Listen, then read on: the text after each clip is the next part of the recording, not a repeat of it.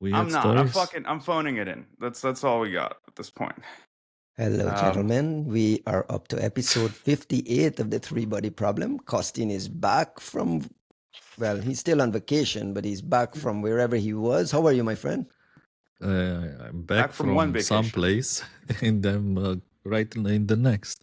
I'm actually spending a few days with the family near the famous Dracula's castle in Transylvania, eating a lot of garlic, obviously, and potatoes, and generally good Romanian food, sun, doing a bit of sport, hanging What out is with you guys on a Friday. People missed you, man. We missed you last week. We had our live episode at Black Hat, which was a complete blast. Everyone was asking for you. I don't know how we're gonna do these podcasts without you, but we missed you. Juanito, what was your takeaway from the Black Hat episode? I'm trying to remember that right now because my cat just spilled like a coffee all over my shit, so I'm like No wonder freaking you're out. flicking around. I'm like freaking the fuck out right now. Well, okay, let me wing it. Honestly, I love the podcast episode with Brandon, mostly because I mean Brandon's an interesting creature in our world in that he obviously was like a proper threat intel practitioner and then got serious about product and about building a company and about not just with passive total, but he's one of those folks that like got really into the entrepreneurship of it. He was helping people like understand some of like the business and what it takes to start a company and all that kind of stuff. And frankly, we don't have enough of that guidance for threat intel folks. But when you see TI people get good at that is when you see like, passive total and these like amazing things kind of come around. So to get his perspective after a few years of essentially like climbing that mountain to its furthest extent of like building the company, selling it into a bigger company, watching that company get bought by a mega giant company, and then figuring out how to do product in there. And so it's actually really fascinating to hear how he thinks about the space, where he thinks sort of the potential is, and what he's excited about. I think it is something that we should all take note on. I thought he was pretty candid and forthcoming discussing his life at Yeah. Microsoft post acquisition. Yeah, just to reiterate, thanks again to Brandon for coming in, just hanging out with us. I We was should I bring was him back, nervous. man. I was Yeah. nervous that the Microsoft PR people had gotten to him and he would have gotten all his talking points in line, but he was pretty cool and awesome there. Before move on, I also want to thank the folks at Binarly for like putting the entire thing Oh together and yeah. getting the food and the drinks. Thank all the people for coming out. We had close to 120 people register. We had a packed room of folks. I got to meet a lot of new listeners. I got to meet a lot of amazing things. Costin, did you get to listen to the show at all? Yeah, of course, of course. Um, I thought it was fascinating to listen to Brandon, especially when he was talking about his time at Microsoft and navigating the world of politics, having to work with other groups to integrate different projects. To me, that was like the highlight of the show. I did notice how he was trying to derail the discussion back into AI, and you were obviously bringing him back. Like, tell us a bit more about how did you do that? And I thought it was fascinating because it's a world that not many of us get to know, obviously. And there are things that so many lessons that you can learn from how, let's say, a project becomes as popular as Passive Total was and getting acquired by Risk IQ, and then that getting acquired again by Microsoft and getting integrated into Defender Threat Intelligence. So I just love that part, of course, but everything was super cool. I mean, not many of us get to work inside a beast as big as Microsoft, but I thought it was fascinating the conversation around trying to influence activity in a big company when the scales are that high, when you press one button and it's on millions of machines around the world, and kind of like the demands around how you get products in there. It was a really interesting look inside Microsoft and a good lesson for entrepreneurs as well, that you sell your company to a big, and you go in wide-eyed thinking, okay, now this goal of scaling this thing becomes fascinating, and then you get not necessarily the politics but the economics of it, the reality of what goes on in those companies, and how what used to be a $10 million deal is now a $10 billion deal, and the scale of that was really, really interesting for me to listen to. In a way, every big company is kind of a little market by itself, where you need to pitch your product internally, you need to POC it, and you need to sell it, and you need to support it, do internal user support, documentation, and all those things. Which I think it's an experience by itself. Obviously, I think a lot of our listeners have been there, and they know what we were talking about. And again, it was very cool to hear it from Brandon as well. Did you have a sense and a thought on his view of the AI market and where it makes sense to do innovation and investments? Like, he is pretty bullish on the space. He's saying everyone should go and experiment. You know, some will win, some will lose. We'll all learn from it. He talked about specifically perhaps getting rid of the SOC. He talked about some folks in offensive research, some of the things that he liked. Did that resonate with you? And he is an old threat intel practitioner. Is there anything there that resonated with you in terms of how he views use cases for AI and security? I thought the discussion was very interesting. Although it did feel a bit that he was kind of avoiding the question, or maybe not being very transparent, but about Well, what he's actually doing. So let's be clear, right? He doesn't want to talk about whatever sort Obviously, of stealth he thing does. he's got going on. He And doesn't want to burn any of his plans or any of his I mean, I don't ideas. blame him, right? Like, you're in this Of course. competitive, sort of space. And sorry, Are I'm you trying going to to be stop super fucking careful. fingering? Well, this motherfucker, my cat spilled coffee on the side of my laptop, and I'd like to keep it from being a $10,000 problem. So You're forgive good? me. Listen, yeah, okay, we're fine. All right. The one Is the time cat I'm like, still there? yeah, this motherfucker is like crawling around here, of course. So okay. The thing with Brandon, I understand it, right? Because you're in this weird situation. If you think about it, right? Like, he's got the balls to go and like start a new company in this AI space this early on. And I know a lot of people that want to There are start. 170 companies started according to that landscape thing that he shared with us on the Yeah, podcast. It's but like, it's not early.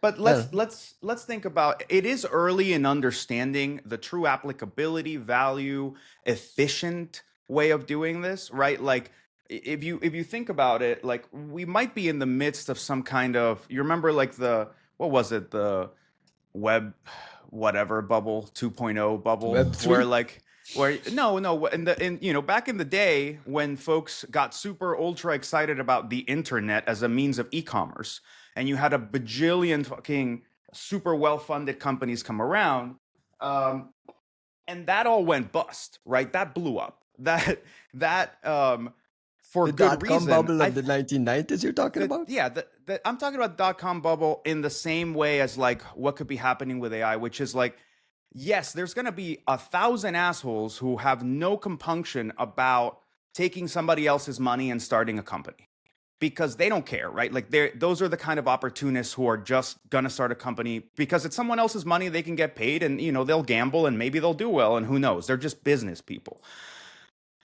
That I don't admire quite so much, obviously, but I think it's reckless. I think it's its own thing because you don't really know what the value proposition is of getting AI to something productized, of getting AI to be used in a way that's not, yeah, we built something.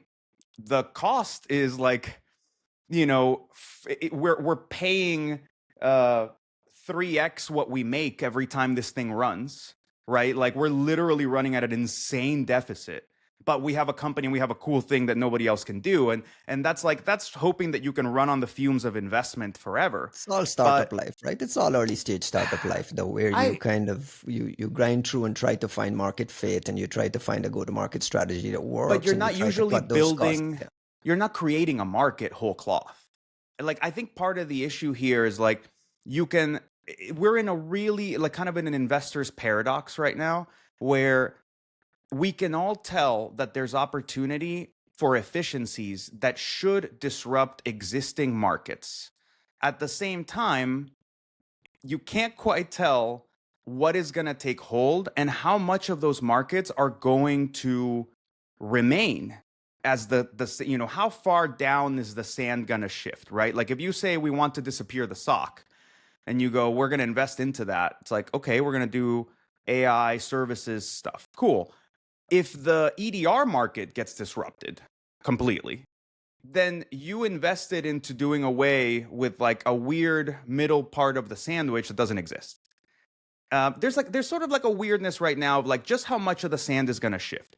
And I'm not saying it's like everything's going out the window. I'm saying it takes either the gall of a used car salesman or brass balls for somebody who is actually technical and wants to make something happen to go in at it quite at this point. And I think a lot of the investors are feeling that. Like I hear from folks who are going to talk to investors who've got a ton of money, who want to start stuff, and they always kind of like they all seem to be kind of stuck in this sort of like, yeah, like I see it, but is it the right moment? Are you too early? Are you too late? Is it, are we going to give you $10 million and that's a good, healthy way to kick off something real? Or are you going to spend $8 million on infrastructure and cloud costs and, more importantly, token costs and come out of it with a demo? And like, we still need to give you another 10, 20 million before you're a well-established company.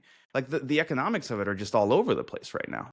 Yeah, again, that's the startup bet that someone can land on a piece of IP that disrupts incumbents. I mean, when you look at the incumbents are all invested in AI. I'm sure Sentinel-1, you guys are like hard charging on figuring out how do you get AI to automate and optimize things everywhere. Yeah. While we were at Black Hat, ChatGPT 5 landed. Did you guys get a chance to play with it? Now the naming seems to have been under control. We just have one ChatGPT 5, and I think there's like certain modes of it.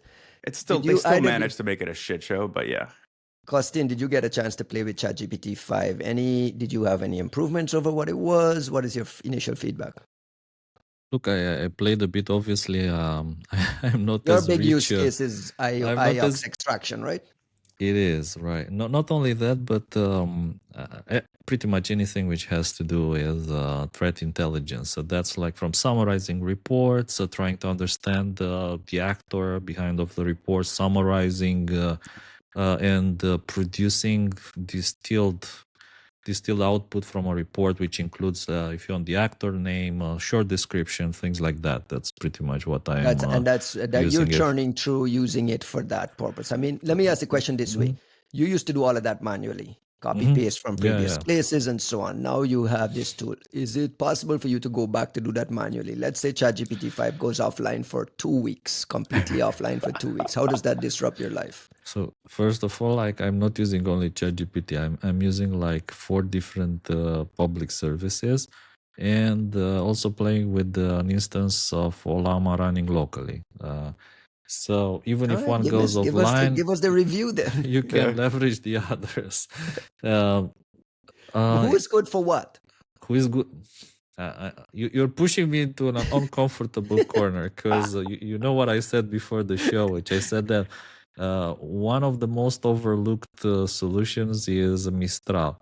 And Mistral is somehow pretty good at this thing. How European of you.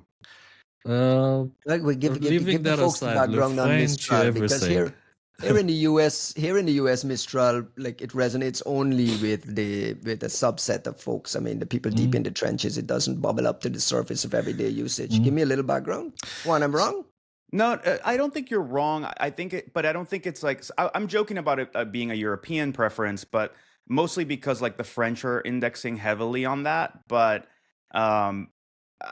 I think it's more of like the folks that are comfortable, more excited about some of like the open source side of this stuff tend to prefer your Mistrals and your Llamas. And then you've got the folks like myself who like are happy to spend money even when you're wasting it, and you go into like the Claude Anthropics and so on. And frankly, I mean, I don't know how many of us are doing legit evals where you go, this is, with some level of certainty, this is actually better than what I could be running myself. I'm going on vibes and burning cash on vibes. So whatever Costin says about Mistral, I think is more legit.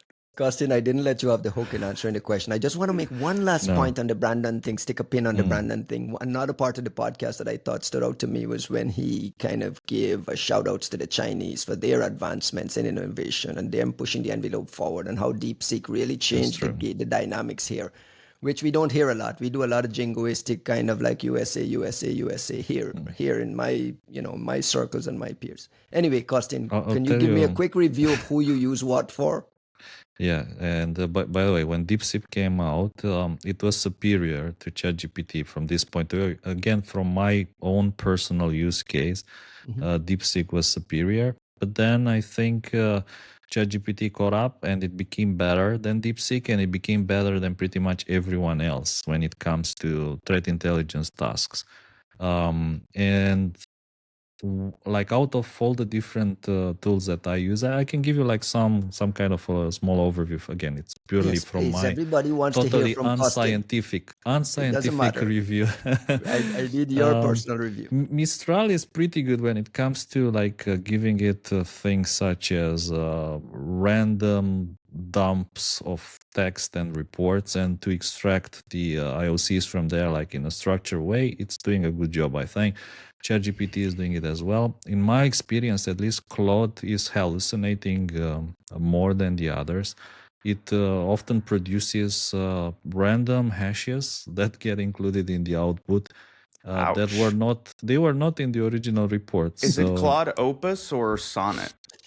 it is a sonnet. Yeah. It is the sonnet. Yeah. Perhaps again, I don't have like a lot of money to invest into all sorts of different solutions. But what I thought is that if you're building a system that relies on public services, the best thing to do is to make sure that it works with not just one, but a few, including an offline local model, any model pretty much.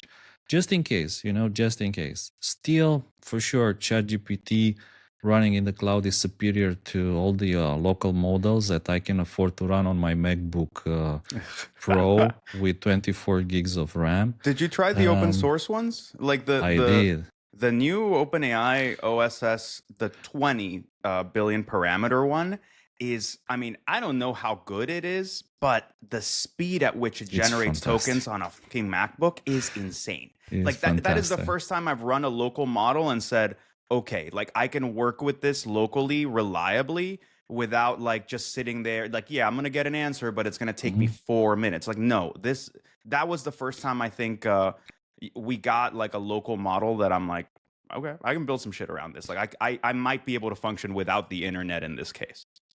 Costin, you keep mentioning I can afford what I can afford, what can I afford? Can you like give me a package sum of what are you spending on public AI tools usage in a given month? It's what, 10 subscriptions at your addiction. Tell us. What is the cost of your addiction? Does your wife know how much you're spending on AI at this? She doesn't. No. But she spends. Look, we discussed if we are we sharing accounts. No, we are not sharing accounts. She actually pays for her own ChatGPT account. I pay for my own. So we are contributing to the American economy. Like we're doing our part here. See, we aren't paying for any Chinese DeepSeek thingy. No That's way. right.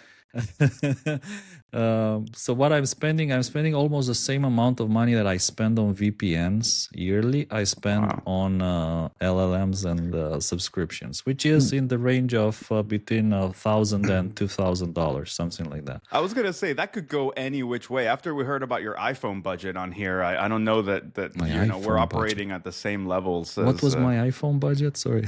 Ridiculous. Like it's like I have hundreds of iPhones just sitting around. No, but like historically, the amount of money I put into Apple is the equivalent of a very nice apartment, for sure, or a Tesla.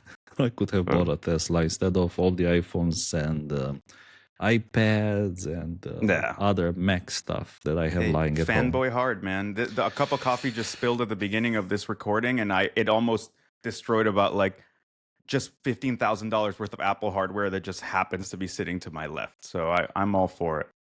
A lot of the conversation we've been having around AI and security is focused heavily on what the big labs are doing or what's happening in startup land. Can we talk a little bit about how incumbents and Juanito, I don't know if you can talk about this or you want to talk Before about this, but how does a big company like before we talk about that, can I just make one comment? Because you put me into a very tricky corner. You said like, with your budget for Raiu, like it's only $1,000 per year. Like you could afford more money into. I tell you a secret. I think, look, whatever POC you can do that runs well on a budget of $100 per month, it will run like way better with more money. But if you can achieve your target like POC and demonstrate these capabilities with this kind of a budget, I think you can do pretty much anything. So it's not necessarily that I can't afford to put more money, but I think that if you achieve these things with with this computing power and this capability and these APIs, I think you can prove it to anyone that it can scale with let's say more resources. I think you're looking at the true dilemma, and it's tying a lot of like the discussions we've been having so far. So in a way, we're kind of getting at this backwards. But Costin, you're hitting on the true dilemma of being an AI forward company or a startup or whatever the fuck you want to be in this day and age, which is there's proving what's possible, and then there's proving that it's repeatable, efficient, and effective, and under what parameters. And that is I think it's a very tricky proposition right now, particularly for anybody that has to show value in immaterial ways. Like in some ways, I'm starting to come around to thinking that I know I've said that the legacy companies, and I said it during the Brandon episode, right? Like the legacy companies are going to have a terrible time getting on the AI train, and a startup is going to do much better. That said, the legacy companies have more immediate feedback mechanism to prove the value and worth of this AI stuff than the startups. The startups can go and build you a brand new, brand spanking, awesome platform that does evals and it tells you what model does better at this and it enables all this stuff and does all your piping and whatnot. And then the problem becomes a go-to-market problem about saying, we have a really cool thing. We have shown, like you look at a Dreadnought, and they're our friends and they sponsor LabsCon and like, I love these guys, Will, Martin, Brad, everybody. So in no way am I talking down about Dreadnought, but I think Dreadnought has built an insanely cool platform for all this agentic stuff for security. The challenge you get is the people that understand the value of their platform are people who are already well steeped in AI stuff. And I would kill to use that. The problem you're going to have as that startup is, how do you go to market with that, telling people, hey, yes, sure, you want this flashy use case, the RSA use case about whatever the fuck AI is going to give you. In order to have that reliably, you need this platform. And people go, well, is it worth the money? What is the price discovery point at which you go, this is worth it? Do you need people inside of these companies to be able to know how to leverage a platform like that, to be able to extract the value from? So like the startups are building cooler things that are more on the edge of what AI can do, but they still need to fight an ignorant market as to how it's meant to use those things. Whereas the legacy companies are going to have a harder time because culturally changing anything in an existing company older than 10 years is a fucking nightmare, especially if you don't have like some proper leadership at the top. But whomever does sneak in even a smidge of AI through the door will very quickly be able to say, oh, we just spent 3 weeks on this thing, and this job that used to take 10 people 2 months is now getting done automatically, repeatedly all the time. And at that point, like you can attach metrics for efficiency and productivity and money saved and money spent in ways that are so concrete that I think those transformations can gain momentum very quickly. You kind of dovetailed into the question I was asking. Is how does I don't view Sentinel-1 necessarily as an incumbent, but you guys are an incumbent in the EDR space that a lot of startups at Black Hat was nipping Yeah. at, like, Yeah. market share where you guys are leaving gaps Yeah. and so on. Not necessarily, I don't want you to get into Sentinel-1 stuff, but how does a big company think about startups nipping at their heels? We watched EDR do it to the old AV industry, Yeah. and I saw the old AV industry Yeah. thumb its nose at the concept. When CrowdStrike came aboard, I remember people at Kaspersky being very, very dismissive. Look Yeah. where we are today. How do you guys think, from a big company perspective, about what's happening in startup land? So I think you asked at least two very interesting questions, and I don't want to conflate them. So I'm not avoiding the Sentinel-1 thing. I'll come back to whichever one you want to no. answer. I'll come back to the Sentinel-1 one, but let's talk about how incumbents and big companies are looking at the startup space. And I can't speak Because you're for acquiring to. Oh yeah, I mean, well, look. Let me step out of Sentinel-1 for a second and just speak to the big companies, because I think there's a very interesting dynamic happening there where, depending on how big a company we are talking about, there's an immediate blending from being a company that does whatever, search, say, Amazon selling you stuff, whatever, to also on the other side of this house is a hyperscaler and an AI frontier lab. And that's a very odd situation to be in, that I think is insulating the really, really, really big companies from necessarily worrying about, some AI startup is going to come and eat our lunch. Like even at Google, right? Like we've been criticizing Google for the sluggishness in their ability to like properly pump AI into their stuff, properly productize it. You'd be shocked at how many people are using Gemini as part of their daily workflow. Well, I mean, but we thumb our nose at it, but like my mom is using Gemini in her Gmail all the time, just naturally. I was thumbing my nose at it, and I stopped thumbing my nose at it. That like the best thing Google ever did was buy DeepMind. That was the one investment. I think it was like a 400 million or something, and people were like, "What the fuck?" Like that was the greatest investment Google has possibly ever done. And I say that knowing they have VT and all the other wonderful things on earth, but like the best thing they did for their future was buy DeepMind, because while Google was floundering and fucking up, it seems like DeepMind was like the strong base on the back that really got them to be a frontier lab, to take advantage of the fact that they have all that infrastructure, so on. But like, anyways, to answer your like the broader question, I think the mega companies are feeling very safe in that you don't feel like you're not playing with the technology that might oust you. And I get the sense that they can afford to wait and see what starts to work. Yes, they need to pump stuff into their products, but I don't think they're feeling the kind of like heat that you would expect to come for incumbents with a new technology coming around that's like a big disproportionate order of magnitude enabler. The middle companies, the ones, you get below that $1 trillion market cap, that's where I think there's a lot of concern. There's a lot of vague concern. There's a lot of fear that we don't know who's going to come around doing what. And I think a lot of companies have sat back and had to really get honest with themselves about what their moat actually is. And it's funny to put it in those terms, considering that like so early on we had this whole Google memo about like we have no moat, and OpenAI has no moat, neither do we. Like nobody has a moat because of open source and models. I think that was a naive view that looked at intellectual property purely as the only value creator and forgets hardware, forgets the importance of having a GPU farm and a hyperscaler and having CapEx.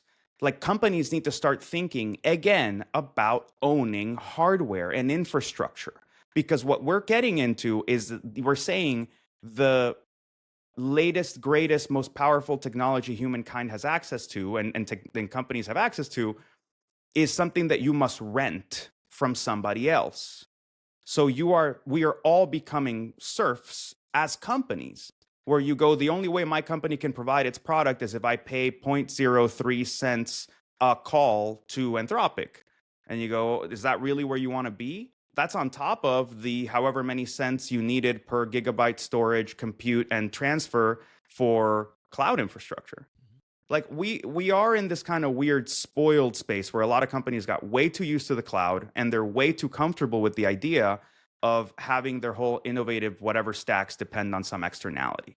Yeah, but So we're not shifting back to an on-prem model for everything anyway. I mean, we may not be, but I'm arguing that we should really consider it. Like for personally, I know that I'm a little off and a little weird in this, but I believe that the cloud was a poison pill for many, many companies, not just startups, big companies too. Because if you think about it, getting to work at Google as briefly as I did, I learned to appreciate just how much of their innovation comes from idle resources sitting around. Someone at Google can go, man, I think if I write this thing in this way, I might be able to do this, search thing in a really fast, crazy way. Like if I index it in this way and I put, let's say if I pre-process this giant set of data and index it one time, then all of a sudden everybody here is going to be able to do their job like 30 times faster. And like I it's a hypothesis.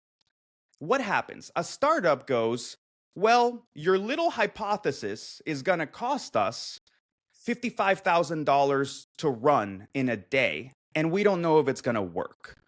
Most companies go, haha, no. A company like Google or Amazon or whomever goes, well, we have all these fucking servers, use whichever ones are not getting used. And that's something that you see with like companies, like everybody's, for example, ignoring the true power of Nvidia as a company in this space.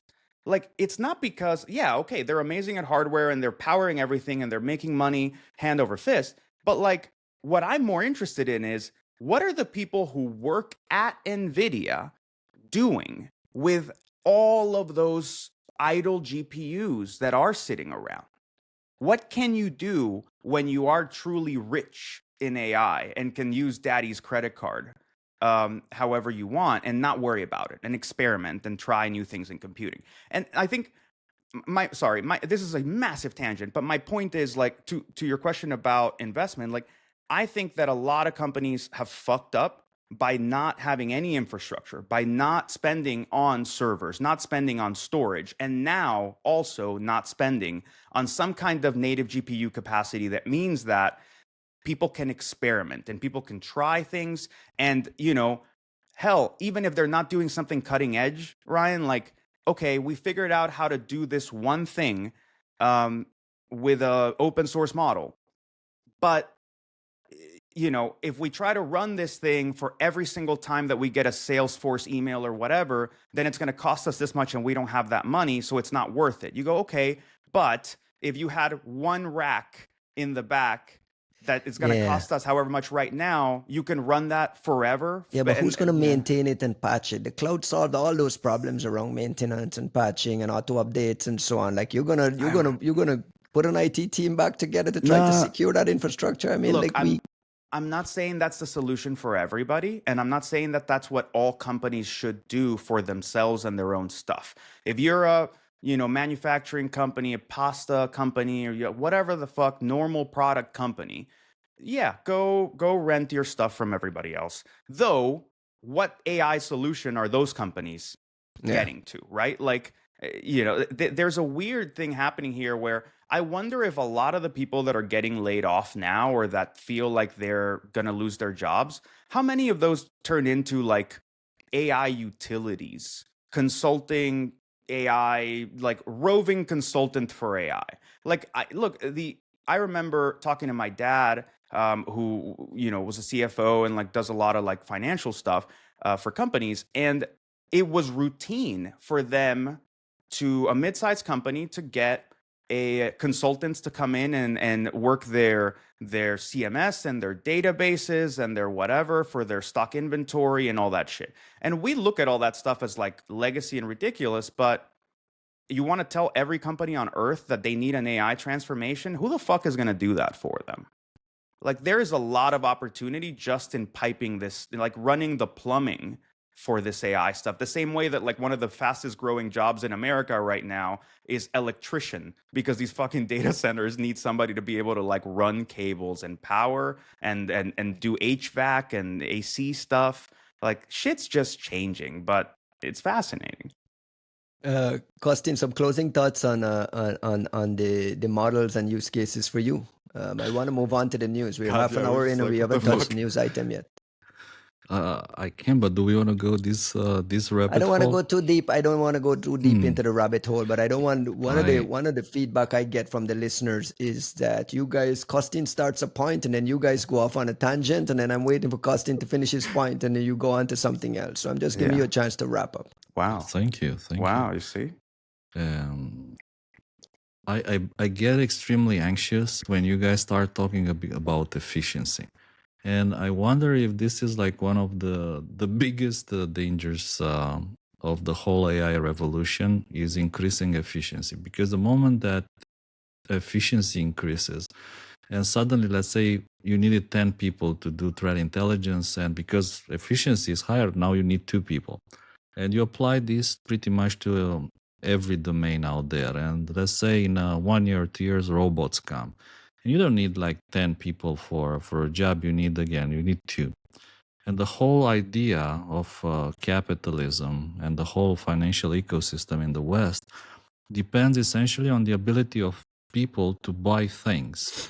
And people buy things because they have jobs. But when out of 10 people, 8 don't have jobs anymore, they can't buy things anymore. So it doesn't matter that you're more efficient when nobody can buy your products. So what I generally, when I try to think about problems, I'm thinking like, how can I do more with the same resources instead of doing the Yes. same with less? So can I improve the output? Can I, let's say, double the amount of data that I produce, the reports that I produce with the same resources, while keeping the costs in the same range?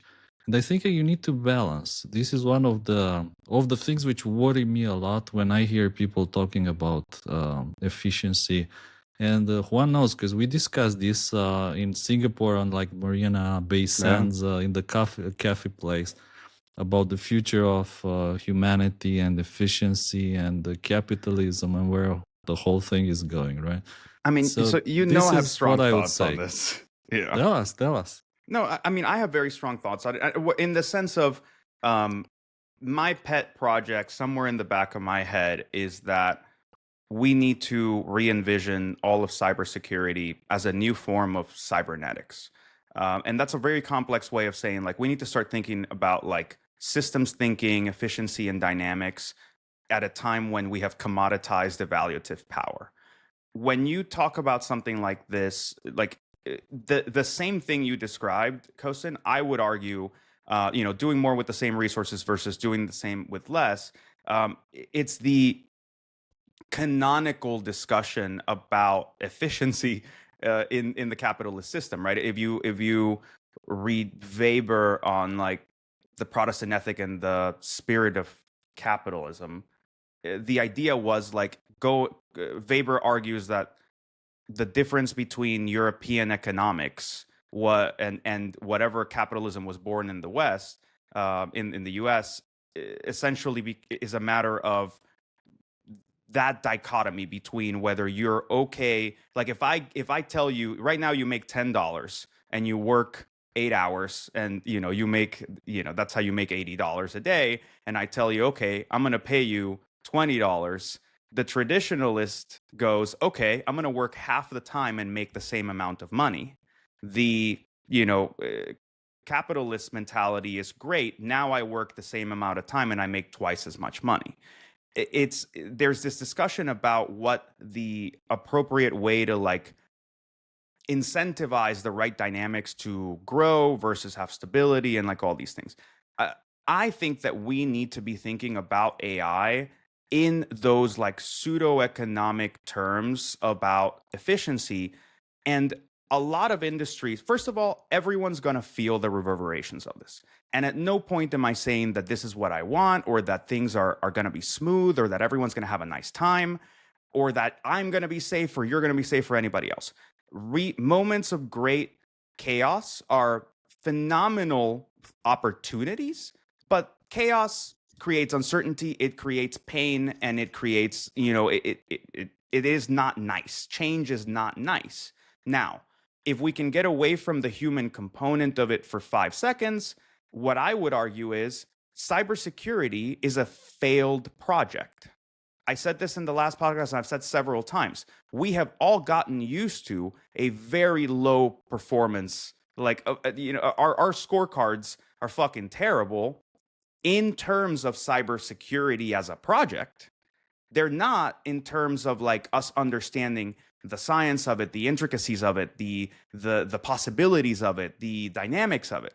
So we've done a great job exploring what's possible in the space, what helps, what doesn't help, what hinders and doesn't. But we have not been able to in any way bring that to bear in an even and predictable fashion to most people who use technology. So in cybersecurity in particular, I don't think we should be afraid of like any focuses on efficiency or increased capabilities or whatever. If anything, an increase in autonomy and autonomous capability is what's been missing for us to be able to address this. Like, it made no fucking sense when like the cyber strategy and CISA and everybody was saying, oh, well, we have jobs for, I don't know, like we're missing 50,000 cybersecurity professionals. And you go, well, where the fuck do you think you're going to get them out of? Like, just thin air? Like, there's no training here. There's no real, like, it's all apprenticeship model stuff. Universities aren't pumping out capable people. Where are you going to get 40,000 people to more effectively do this and efficiently apply this? My argument at this point is we only had, let's say, 10,000 capable or 5,000 capable threat intel practitioners, and they were trying their best to scratch the surface of the problem because they could only do so much.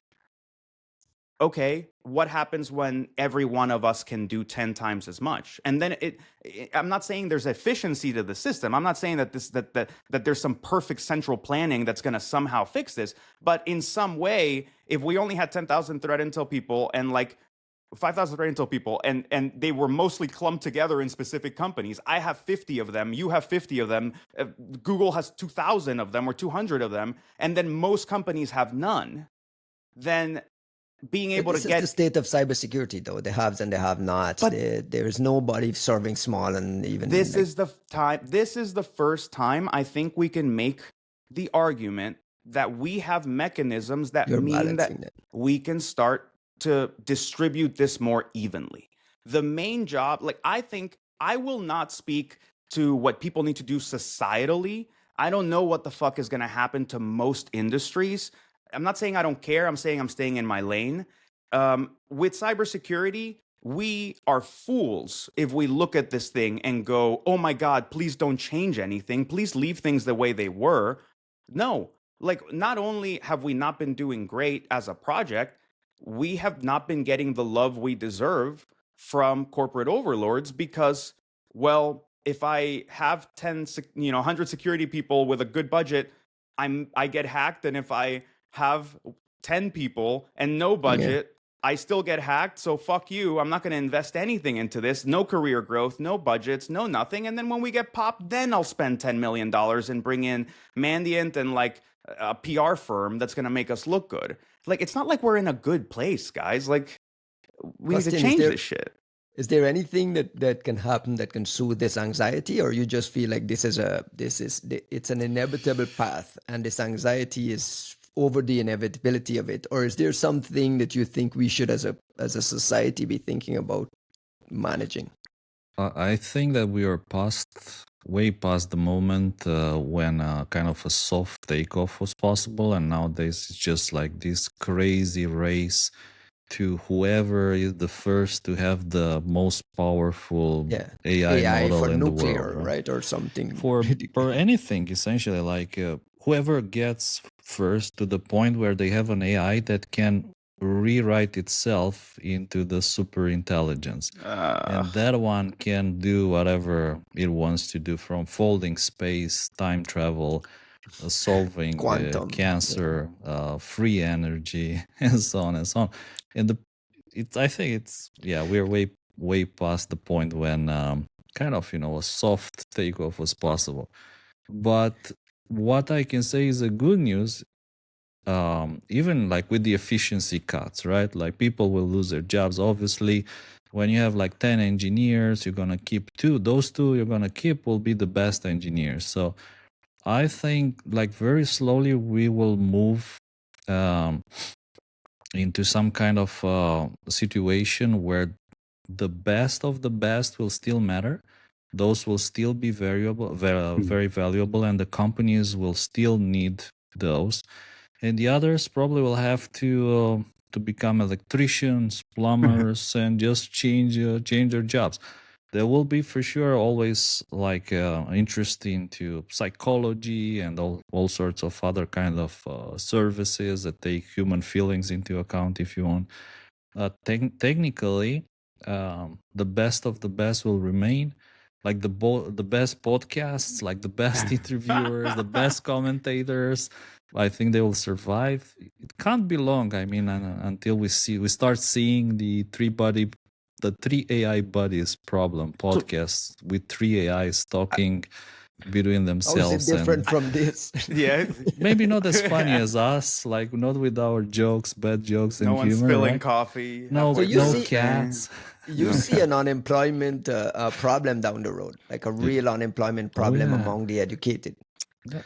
You don't wanna call it. I mean, it feels like you're trying to kind of how to say I try to understand your to anxiety. avoid. If it's real, yeah.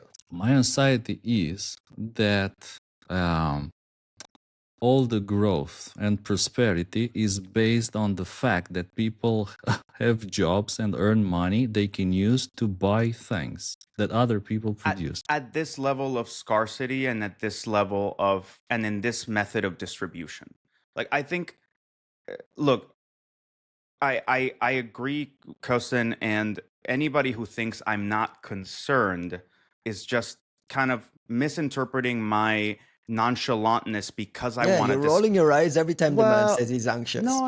I'm not rolling my eyes. It's just like I can see how that I can see what that anxiety is based on. And I don't think that it's illegitimate as a human being living through this because shit's going to be rough as things change and things don't change fast enough. And like I've said it before, like we're living in the decay of 20th century concepts. To me, the reason I look at this and it's not that I demure that things are it's not that I don't mind that things are changing. I almost want them to change faster because I think the biggest issues are going to come from that in between period where you don't know what the thing is going to look like and enable, like what the future, the next stage is going to look like and enable.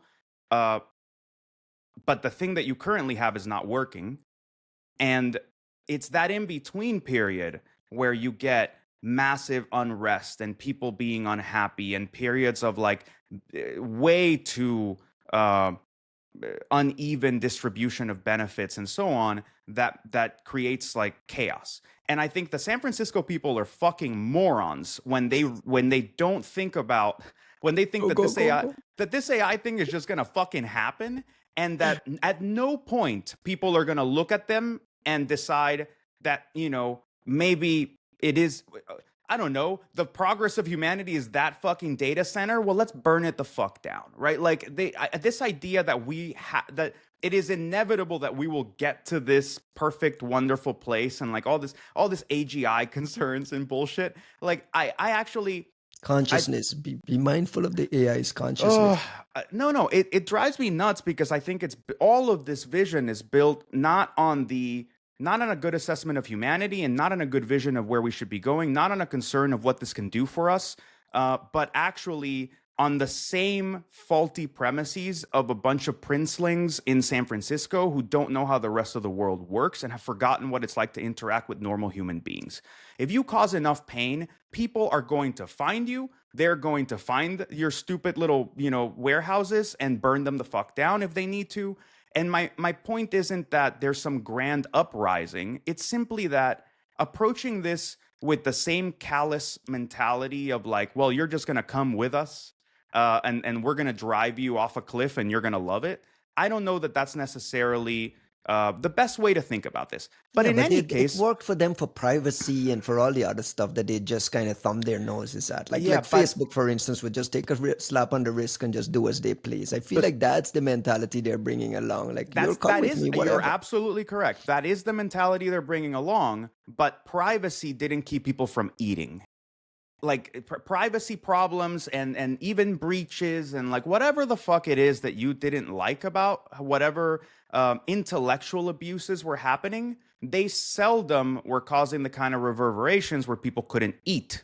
They couldn't afford to, houses, and they couldn't, Right, take I care of get the their point. children. And the San Francisco folks have gotten inured to stepping over homeless people and like on their way to like their $1 billion whatevers, their 15 houses. So yeah, that's not the right mentality to think about this. Now, what I will say is, I think we should be paying closer attention to the banalities of something like Star Wars to think about like how we should be envisioning this stuff. And I know that that's a weird comment, but I think what we're in the midst of is we have just commoditized evaluative power, which means that we can artificially produce um, discernment and have it evaluate things big and small. And what that creates is a completion of the basic requirements we had for greater autonomy. And we need to reconsider everything we talk about and everything we're concerned about on those terms. So for example, when Costin says the economy is based on people buying things, having the money to buy things, and having like that's not just like that's what we think about when we say, hey, we're going to lose our jobs, people are not going to have money to buy things. You go, okay, fine. But that's only thinking about what this change in autonomy does to current jobs and the money that comes in your pocket. Now, what do you need that money for? And why are we buying things from others? Like right now, in the 20th century, we created a distributed model of manufacturing that has meant that we need all kinds of global trade to produce things in mass quantities without knowing how much we actually need, and putting money forward to buy these things and import them and then hope that people pick them up. And eventually that changed with the internet, because all of a sudden you can have more, especially with the pandemic, you could have more of a clear sense of like direct to consumer type requesting. So you could buy small batch stuff directly from the people making it in China, and they would ship it your way. And then, you could, now I can buy like a single run of whatever, or like my friend Kyle can decide that we all want titanium keycaps on our keyboards, and you request it from a company in China, they make it for a nominal fee, and they ship it to you. And that's actually why I think you're seeing all this push for tariffs. I'm not saying that's a smart thing. I'm not saying that's the best, that it's been done in a smart way or that's the way to go about it. But the people who are very concerned with like global economics are going, all the manufacturing is over there. Everything, people can now buy things directly from over there. And basically, we're just screwing ourselves from anybody having successful local business models. But I would argue that as you increase that autonomy, especially with all the discussions about robotics, the idea of needing mass manufacturing plants to make mass runs of things to ship across the entire planet changes. The idea of needing to interact with a whole city's worth of shops and supplies and warehouses and people providing services changes. And that's why I say like we should look at Star Wars, but for the banal parts of it. Because what's really fascinating to me about Star Wars is you see people living in desolate desert planets, and it's a family of 3 living on a fucking farm manned by robots. And they're not dying, they're not starving. And the idea, like, I'm not saying that's where we're going. I'm saying that look towards that and reconsider and recontextualize, what does a family need from a quote unquote global economy in a world where you have robots and small scale manufacturing and different distributions of power, and you don't need a human being to go and essentially spend time configuring and pushing buttons and whatever for every piece of technology to manage your food, your water, your, whatever. Like, if we're going to think about how is this going to affect our jobs, like, that is the concern of the next, like, let's say 15, 20 years. And I know that that's the real thing. That's what human beings should be concerned about.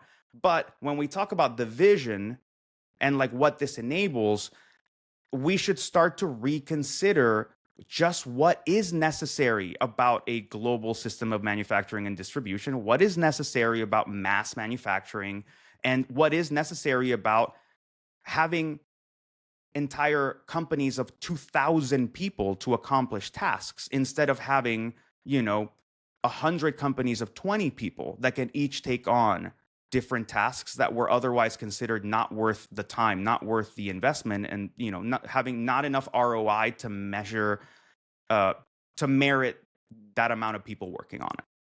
I think that's what's changing. Costin, are you happy with that tangent? It's exactly what I was saying. From my point of view, again, the problem is not with the AI lack of soft takeoff. The problem is with the social order and the model that will not survive this sudden change of parameters. And in a way, you can say that we find ourselves at the crossroads. Yeah. And there's Star Wars on one hand and then Star Trek on the other. And both of them will be very painful. But in the end, I hope that we make it to the Star Trek side of things. How long away, how far away are we from this future that you guys are surmising about? Is it a 4-year window? Is it a 10-year window? It's a 50-year window? I don't think it's 50. Decade, less. Yeah. Maybe a decade or two max. Yeah. Because so things by are gonna... 2035, we'll be dealing with some social turmoil associated with this in some way. I think we're going to be dealing with social turmoil before that. I think things will hopefully start to make sense as to what the next thing is in like the next 10 years or so. And again, this is with AI up to the point that it's gotten to here. I think AGI and all that bullshit is just like you're living in like a fairy tale land nobody asked you about. You're raising VC money. Come on. Yeah, it's nonsense. And they'll eventually stop talking about that shit and get more realistic. But for now, it's nonsense. At the same time, like what Costin and I are describing goes hand in hand with some other changes. And it's why I really wanted to point to Rob Gilduda and like those folks' piece in semi-analysis about like robotics and like robot manufacturing and the crisis that we're in the US, because we can't build this shit at all. We have some of the best people to come up with this stuff, but all of the advanced manufacturing is concentrated in China, Taiwan. So, we discussed this already. We said, right, like what happens when all of a sudden you have all these robots to like till the fields and build things and whatever, but the country that already monopolized manufacturing is the only country that can reliably make these things in droves. So you go, China is poised for this like insane hockey stick ability to produce things on top of what already was the greatest ability to produce things on the planet. Thank you, Apple and other companies that so recklessly invested into that space. So what happens, right? Like we could be on the cusp of this wonderful like situation where all of a sudden there's a robot in everyone's home and people just aren't faced with as much hardship and they have more help and like you need a thing, well, why don't you have it 3D printed at the local whatever and like that kind of stuff. Or we can keep going into this boring and insane dystopia where no, not only did we rely on China for everything, now like the Chinese are fucking building skyscrapers with robots and we're all sitting around like in this paltry situation trying to like rub two sticks together to like figure out what the fuck we're doing. So the future is all about these like physical distributions. It is, at the end of the day, geography. What's the saying? It's like geography is I don't know, there's some kind of predetermination around like people's geography. It's sort of like determining the fate of nations. In that sense, it's also what's going to end up happening to us in how this all plays out. We have gotten way too wired to the internet and think way too much on abstract terms that say wherever I'm standing, I have access to all the same things as Costin, and like we're 4,000 miles away from each other, and that disregards the need to actually like position things, move things, get rare earth minerals out of some shitty place halfway across the planet, bring it over here, refine it, put it into a thing, build the thing, sell the thing, ship the thing, right? Like there's a lot of that reality that we need to take into account in our assessments of these things, because it's not all about the software. None of it's about the software. Costin, on that front, I wanted to give you a chance to weigh in on something we talked about last week, which was Nvidia feeling the need to put out an advisory saying that there's no kill switches, no backdoors in our GPUs. This is related to geopolitical tensions over export controls and the ability for Nvidia and AMD to sell certain advanced chips to China. It's all caught up in that whole murky world. You don't know if it's tariff discussions or what. But the fact that they had to put this out to kind of quell some concerns alongside news in China that the government is dissuading Chinese companies from buying foreign chips. Do you see a risk here at all? And is there a legitimate need from Americans and from these bigger companies to be able to track where these things are sold? There's a million wrap-up questions there, but I wanted you to get a chance to weigh in on the NVIDIA response. Well, let's just very quickly remember what happened on the Nvidia front recently, because I think a bunch of things have happened. One of them is they put out this blog about we don't have any kill switches, no backdoors, which is true, obviously. One thing that we need to keep in mind, by the way, is that still to run the NVIDIA GPUs, you need the NVIDIA drivers, and the NVIDIA drivers actually do send telemetry. I like for my own computers, which have NVIDIA chips, I blocked all the telemetry endpoints, but I can tell you that they're contacting these telemetry endpoints almost non-stop, like over and over again. So there is a tracking mechanism. All the NVIDIA drivers send telemetry, all of them, and you can obviously verify that. And perhaps you can't say it's a kill switch. Obviously, it's not a backdoor, but nevertheless, it's a mechanism. And I think NVIDIA can always say how many GPUs in China, if they are connected to the internet, obviously, send this telemetry. So that's one of the things. The other one is that now Trump allows NVIDIA to sell to China if NVIDIA and AMD pay 15% of the profits to the U.S. government, which is also like one of the recent very interesting happenings in this story.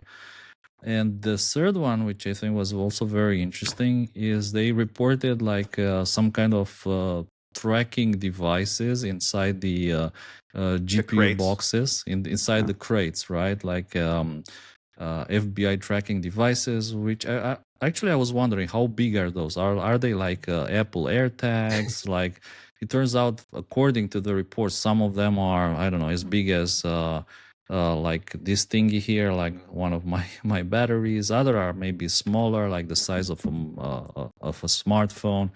So the size maybe differs, and also you could put trackers on them little beepers in Lebanon, right? But what I was wondering, like, are they like in the end?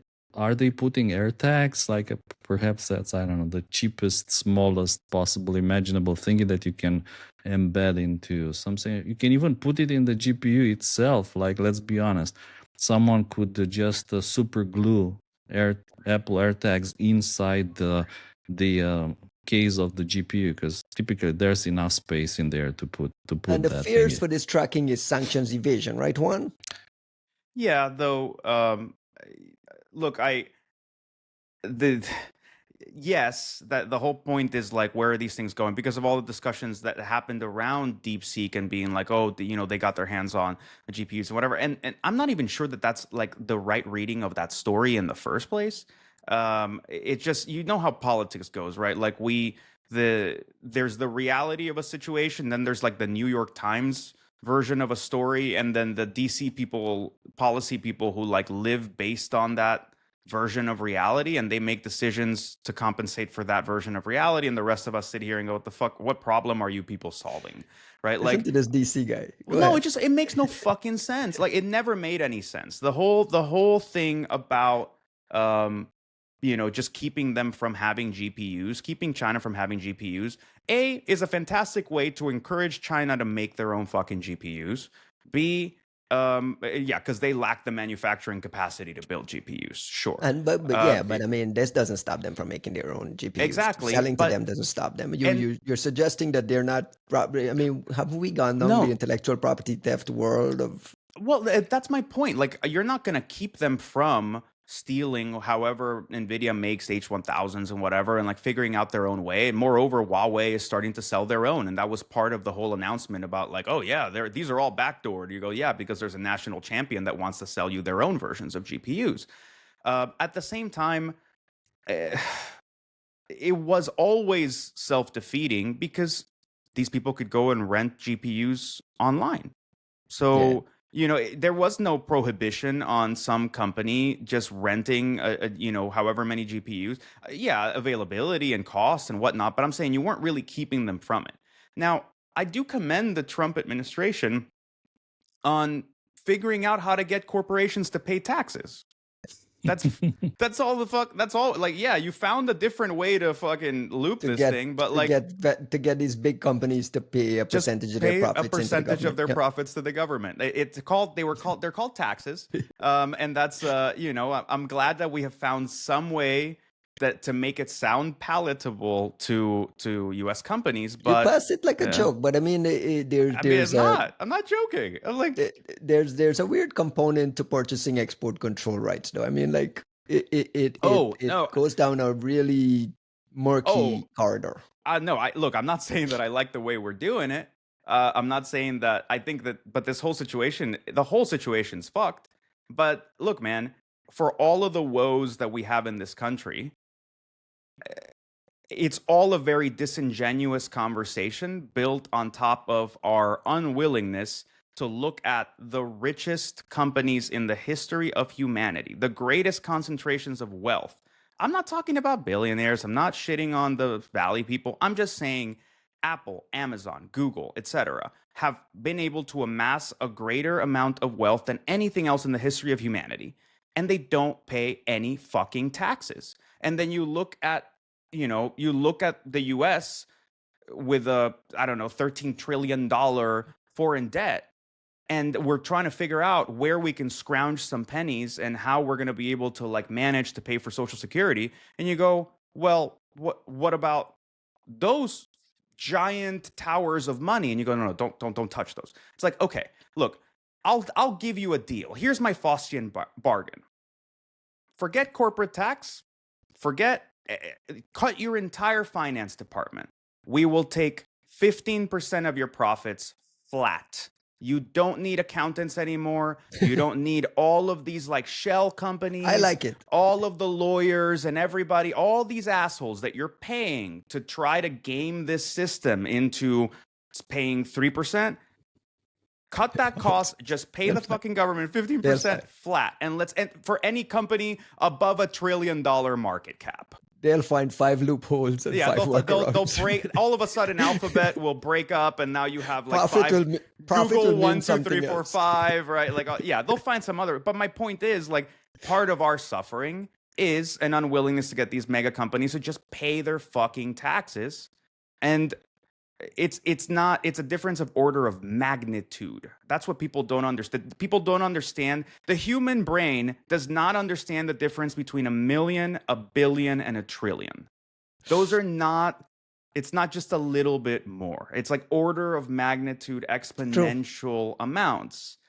So why the fuck are we all sitting around staring at each other going, well, maybe you should pay 1% more and you paid 1%. I was like, guys, 15 from all of them, what right? the fuck are you talking about? So anyways, if this is the way, if we figured out that like the way to do it is just to shame American companies into paying 15% of their profits when they're selling to places we don't like, okay, It's not good for national security. It's not necessarily it's not It's actually good. Yeah. solving the It's good problem for you the claim treasury. to be going at. But like, all right, get some fucking money out of these people, I guess.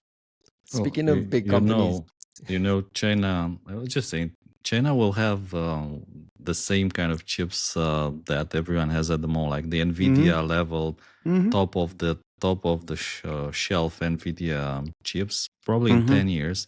The question right? is, But of in 10 course, years, the what? US will be 10 years 10 is years too Yeah, much. further. what everyone will have. And one anecdote, by the way, about China and like, there's discussions that yeah, the latest generation of the Huawei chips, they are almost as good as Nvidia. I don't know.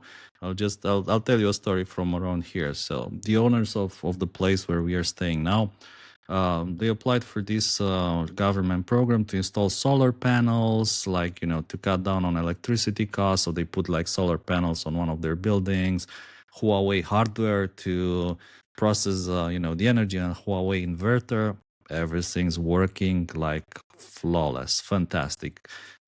Free electricity, reducing costs. So they said, let's do one more. So they installed like another set of solar panels on another building here. Again, Huawei hardware for everything.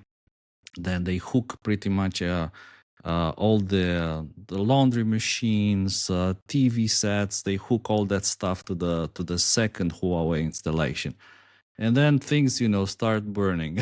Like one of the laundry machine burns and TV start burning, and people come and check. They say like, no, the hardware is fine, everything's fine. Like, why the Right. hell are the laundry machines burning?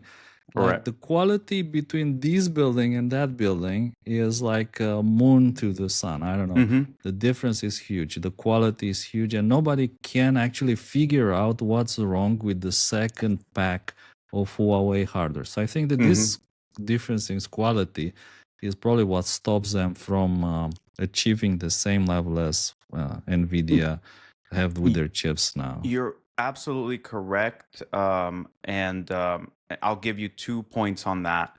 The first one is I would point everybody to Bunny Huang's Black Hat Singapore keynote, which Costin and I got to see in person a few months back, where he explains brilliantly. It was one of the best keynotes I've seen in a long time. But he explains sort of um, the different levels at which we could be talking about uh, hardware backdoors. So he's going through sort of the manufacturing process and like where you could actually put hardware backdoors, like what seems what's actually viable, what makes sense from from the perspective of somebody who's a hardware hacker who understands the supply chain pipeline at an intimate level. I point to that one because what was more fascinating to me than anything to do with hardware backdoors was actually the discussion of the skills and agglomeration of skills that go into manufacturing of these things um, in um, in these different places, right? And why you can only make them in certain places. And like you have these people moonlighting making this. And part of what they were discussing, to your story, Costin, is the um, the amount of chip decapping and like faking of things, and like they'll sell you the high end version the first time, then the rest of the manufacturing is like the stuff that they got out of like refurb parts of like the other the other manufacturing plant across the street that was like Mm. throwing and decapping these things away, and you get a ton of that. And like there is a lot of discussion on that. That said, I would point to two things. China is improving on those things thanks to Apple. Apple taught them, like, I keep pointing you guys to this book. Please, like, go read Apple in China. It opened my eyes massively to, like, how much we fucked up, or really Apple fucked up, in getting locked into this weird death trap where they invested tens of billions of dollars to teach China how to do high end manufacturing, thinking that the Chinese were never going to be able to do it by themselves. And then you suddenly get, these Huawei and Oppo phones and all these amazing bits of technology because they figured out how to do it because they were the ones building and you were paying them to learn. Um, the other thing that I would point to is Ryan made the comment of like, well, 10 years from now, the US will be 10 years further. I don't know, because I agree that I think we will be intellectually, conceptually 10 years ahead. But This is what the AI cybersecurity, the executive order on cybersecurity is kind of yeah, setting up. Like the US policy is setting up for this, where China will always be years behind. We'll always have the more advanced technology, the more advanced chips, and the more we control what yeah. they have access to. That's the argument. Yeah, but the problem that you have, once again, like I said this, I think 30 minutes ago, it's like we are all people who are way too connected to the internet and think of everything in instantaneous, conceptual, ephemeral ways. And we don't think about the hardware component, the CapEx component of all these things. The US can be 10 years ahead intellectually. Who the fuck is building the things that we're coming up with? And if the answer is, oh, don't worry, it doesn't have to be China because we have Taiwan, then you understand why everyone's been freaking the fuck out about the fact that the Chinese can just reach out and grab Taiwan. That is the base of our most advanced manufacturing that is in China. And then you go, okay, well, there's some stuff in South Korea, and like we're trying to get India to ramp up, or Vietnam, but then you have to spend, how much did Apple spend teaching the Chinese how to do this thing? Well, now you have to do it there, but without the existence of that surrounding supply chain, where in China, when you are missing a machine, there's a place, 3 miles down the road that makes that machine. And if that place is running out of a chip, there's a place 5 miles down the road that makes that chip. You cannot just, like, the same way we couldn't just teleport TSMC to Arizona, we can't just suddenly turn India. Well, we're trying, but like, how CHIPS much Act of money is like, there's scaffolding everywhere near my house here, with CHIPS Act money bringing TSMC here to Arizona. and expect it to not be nearly enough? And like the discussions people have about what's happening at those fabs, it's not that they're all bad, it's not that they're not coming anywhere, but like, you're depending almost entirely on Taiwanese expertise, and we haven't exactly made them feel at home. Those people aren't happy here. So like, maybe we should embrace them just a tiny bit more. Maybe not all immigrants are terrible, right? Then you also have the lack of that surrounding supply chain. And that's my point, right? Like, okay, you have a TSMC manufacturing plant for ultra advanced 7 nanometer chips in Arizona. Cool. Every time they need something to build the thing you want them to build, that isn't the thing they build. Where the fuck are those parts coming from? Are they coming from China? Are they coming from Taiwan? Do you have to wait 3 months for something to show up, right? Like, you just don't have, you cannot just teleport this entire manufacturing ecosystem and everyone involved in it. If we wanted to spend those 30 billion, if somebody's going to spend 30 or 50 billion over however many years teaching a whole swath of people how to make these things, I hope that we at least make it in a country we can rely on. Like, you're going to India now and you go, cool, the world's largest democracy, which has been suffering this giant like slide into a similar, like, slightly dictatorial, nationalistic thing under Modi. Okay, what a wonderful way to like kick the can down the road, but not very far down the road, right? So I think the discussions are starting to pivot around like, what does it mean to have manufacturing capability within your ally bloc? And then the question becomes, what is the country in the West that has space and people and cheap labor and a cultural affinity, and is not positioned somewhere where it's precarious and dangerous because somebody could take it away from you, And where and is this? has resources, has electricity, has cheap labor, right? Like, Mexico, probably. You have to clean it up, but like, Mexico. Like, those are the discussions that are being had, but that comes with who's sitting on $50 billion that they're willing to do to jumpstart another foreign manufacturing whatever. and the optics of that, because you have a bunch of people in the US that you've been promising jobs to that you have no intention of paying jobs to because they're too expensive and they don't know what the fuck they're doing. We are an hour and 18 minutes in and we haven't touched the news story yet. This is a news-based podcast. I I don't say know this when is we your got fault as our moderator. If we're going down the wrong path, it's your fault. It's all right. I love these tangents. Can we talk a little bit? This week was Patch Tuesday. And of course, Microsoft led the way. We got a massive 107 new CVEs in Windows and Windows components, Office, Microsoft Edge, Azure, GitHub Copilot, Dynamics 365, Hyper-V Server, SQL Server. 12 critical, 1 moderate. I think 1 was a CVSS 9.8 remote code execution. Costin, when you looked at the list here, but all these criticals, you have some advice for people managing Windows fleets on which one they should pay attention to? What stands out as the high priority thing here for you?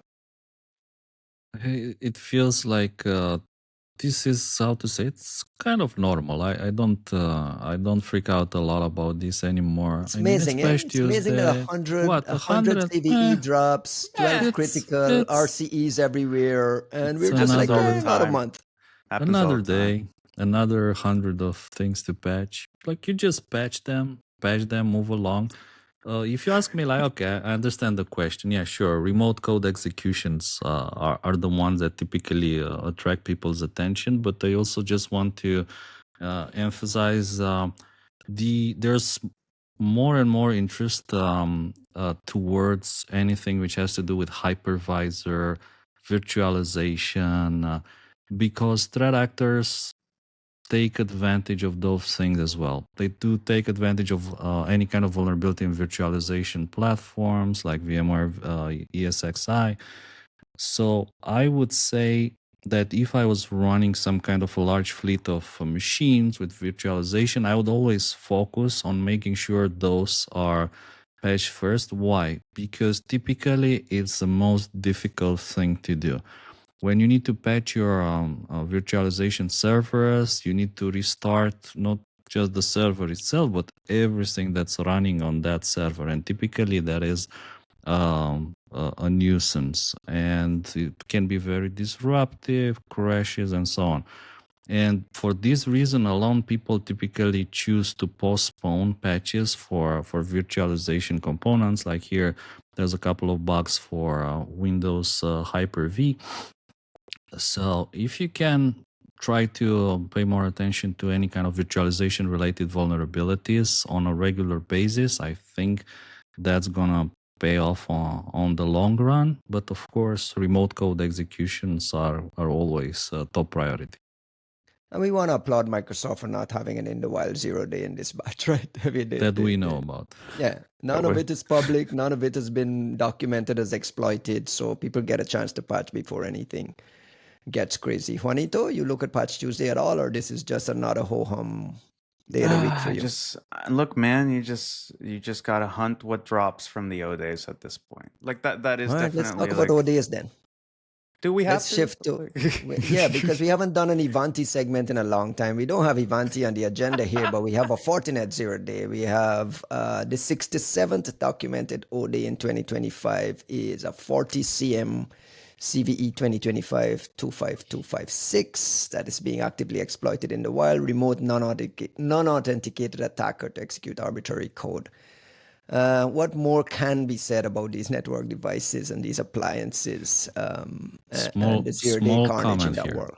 Just a small comment, which at least as I can say, or at least this was true when I looked at the story, there were discussions of a POC being available, but I think Tenable that also looked at this, they said there's no proof that this is being exploited in the wild. So again, it's always a matter of time before this gets exploited in the wild. But Fortinet at least says, wait a second, just from the advisory, Fortinet says practical exploit code for this vulnerability was found in the wild. Now explain that bit of wording for me. Practical exploit code? I think they refer to the fact that there's a POC being talked about and available, things like that. But I don't know, or at least there's no evidence. There's no strong evidence that this is being actively exploited in the wild. Of course, by the time we publish this, it may already be old news and true. You never know. Massive exploitation. There'll be massive exploitation for people using this thingy. Which, by the way, what is 40 cm? This is like I don't remember seeing this vulnerable component 40 cm before. So at least props for some diversity, some new things here.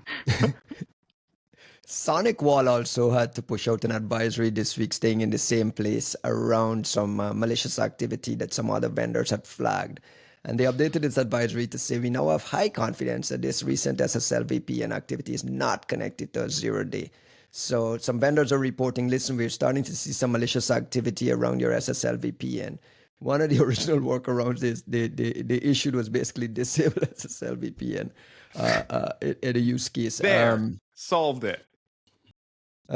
Juan, from your, I mean, we've beaten this to death. Is there anything else left to talk about what we should be expecting? I mean, from these vendors, I note here on our list here is also a Cisco Secure Firewall Management Center, CVSS 10, CVSS max of 10, remote code execution, just like unauthenticated remote attacker can inject shell commands. It feels like these things are brittled everywhere, and they're all just kind of like, they are. I also think it's absolutely fucking hilarious that like the exploited in the wild, the presence of these ODAs being exploited in the wild seems to match whether people in the security industry have time on their hands, right? Like this is true. So during Black Hat and DEF CON, there's none. You go because your capability is, your discovery capability is actually somebody sitting on the wire somewhere in the middle of all this that keeps feeding you the vulns, but you wouldn't find them yourself. You wouldn't tell us yourself. You wouldn't know. So yeah, it's the same thing we've been expecting. It's like, fuck these people. All right, let's move on from that then, because I feel like if you listen to this podcast enough, we've talked about these network device and appliance vendors and the bounties of this world and all of these guys who signed the pledge but just kind of trudge along. Their stock price doesn't get affected either, which is another point. It's like, you're going to talk about the Cisco thingy or not? You want to talk about the Cisco thingy separately from within that? We have a Secure Firewall Management Center, CVSS 10. I don't know. Is it 10.0 CVSS? Yeah. I mean, this is the highest of the highest, talking about RCE and you know, this is something you got to patch immediately. You have some thoughts there? There are no IOCs? No. I was more on the line that, look, like this week, there's a lot of network equipment vendor related stories, which, again, there's no surprise there. We're going to hear more and more of these stories as time passes, like you were saying. And it's just like to complete the picture. I thought we had like Sonic Wall, there was Fortinet, so how can we skip Cisco? Shout out to Cisco for patching it ahead of time. And a note that this was internally discovered by Cisco during their own internal testing, which is again another plus. I think we should find ways to give applause when it's necessary. That's cool. I want to shift gears. We just got about another 20 minutes left, but I want to give Costin a chance to respond to this. An article on Margin Research. Margin researcher Kieran Green responded. Had originally published about cyber militias in China. Costin objected to the use of the word malicious, saying that we were treading in dangerous territory. Kieran, actually, as a listener, shout out for listening to our podcast. We have a new listener.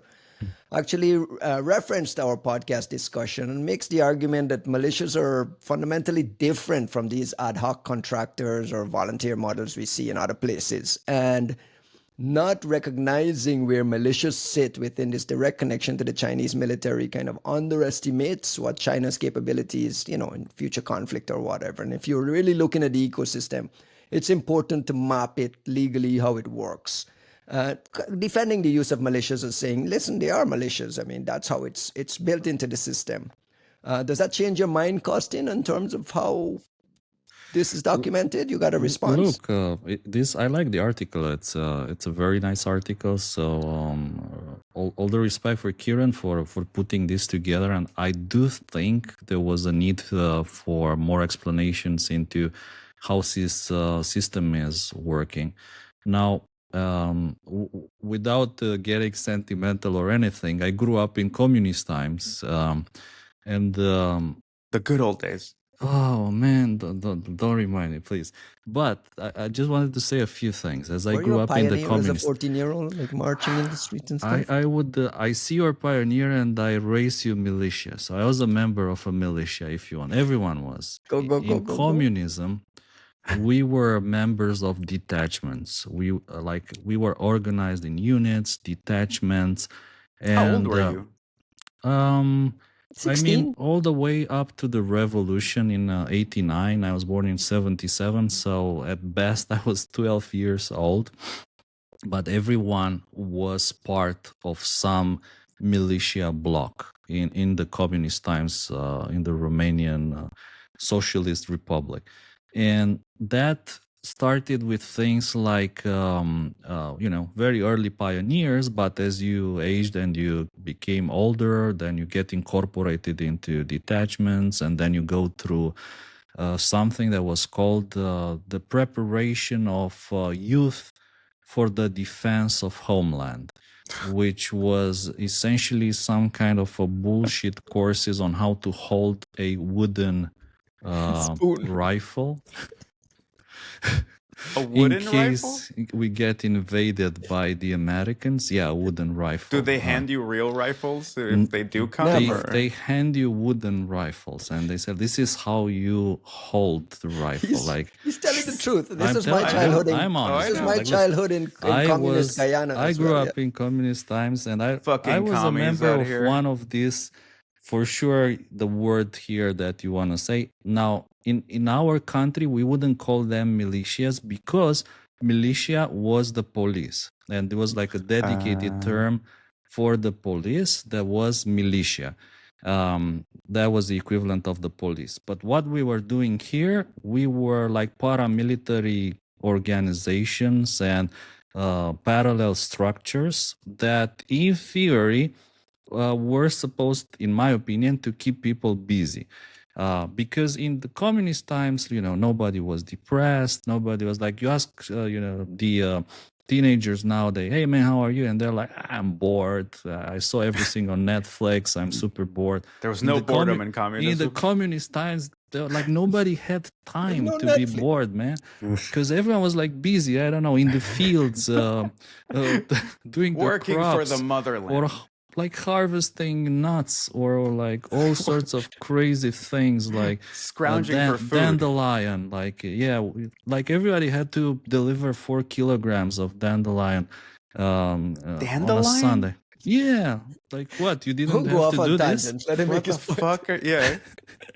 So yeah, my like a parallel, my grandparents went like in the woods to find 4 kilograms, because you can't find 4 kilograms. Where to find it? Like you go in the park and it's already been harvested. Like all the other 500 students at my school harvested all the fucking dandelion in the park. There's nothing left.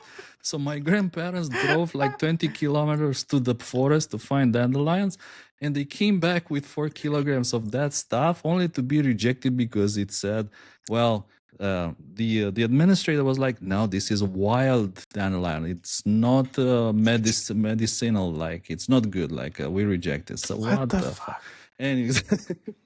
Anyways, what I meant is that I feel that, and I remember all these communist times and the militias and the paramilitary groups. But what I want to say is that at least in Romania, it was a major fuck up. Nothing was working. If we just imagine we got invaded, nobody was ready for anything with the wooden rifles to do shit. Right. It was a total nation-building scam. theater. Yeah. It was a scam. It was like a huge, absolute scam, if you want that. All of that, maybe the only reason to do that was just to keep people busy and their minds occupied somehow, and to create this impression of an enemy.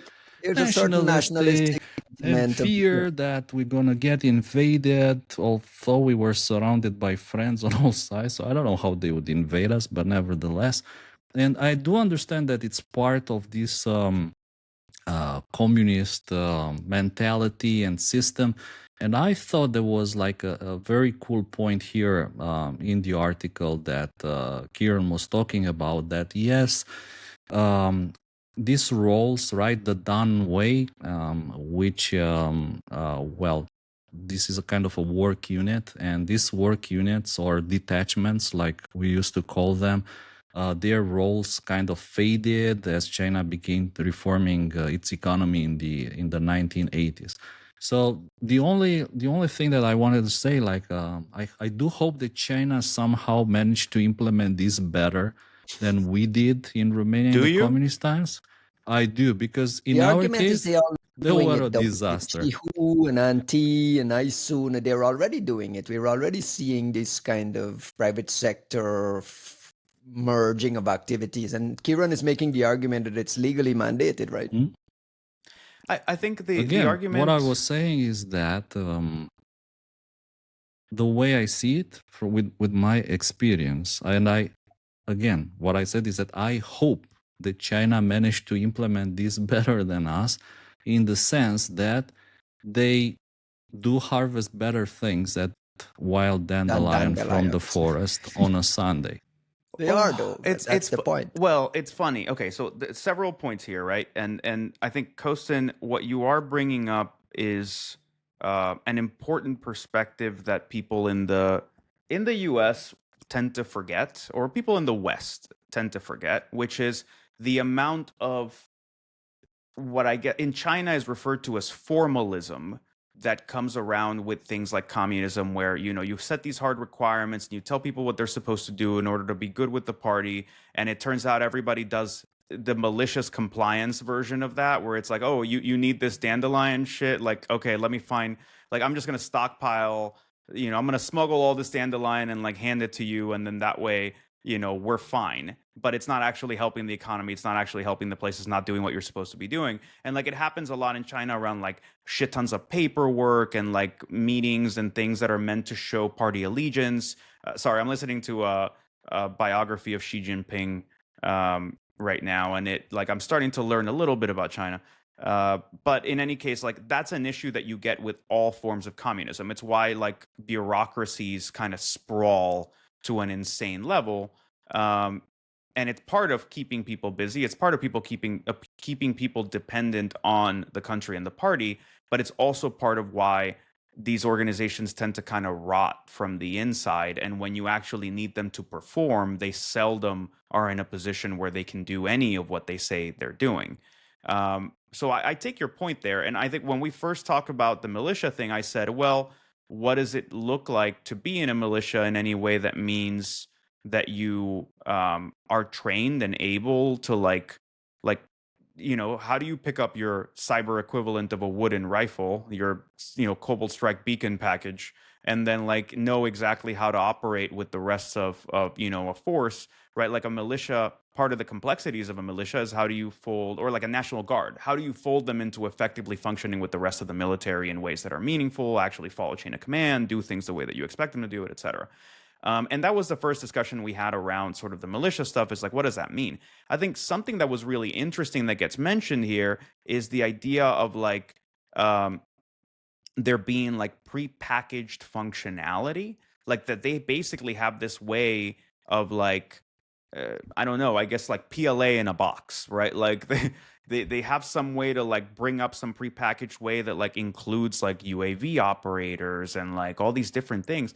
So in some sense, I'm not saying that I ever want to see this in deployment, but I am very curious as to what the Chinese have, whether they've figured it out, and there is a way to like have some like rapid support force of like relatively competent corporate sector people who can fold into whatever it is that cyber does during a time of war.